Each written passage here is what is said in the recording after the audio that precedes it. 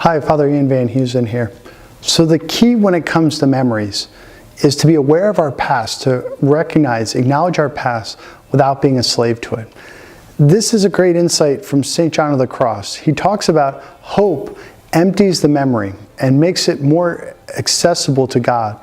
So there's this idea that when we are attached to the past with charged emotions, that prevents us from discovering heaven in the present. That's what hope is. Hope stirs in us a desire for heaven, a longing for heaven. But when we're choked by fear, anxiety, and so often painful and even good memories, I'll get to that in a second, but painful memories often keep us trapped in negative emotions and negative patterns of thinking, feeling, and desiring. Coincidentally also, sometimes good memories can do that. When we're living in that nostalgia, oh, it was so good back in the day, whenever.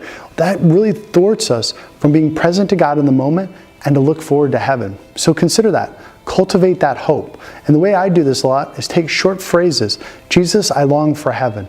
Jesus, I long for you. And then also allow ourselves to process that pain from the past so that we can come to the point where we move past it, where we reject it and say, you know what? I don't need to be a slave to these emotions anymore. I can move past this. I can set this aside. Now there is always, of course, a word of caution.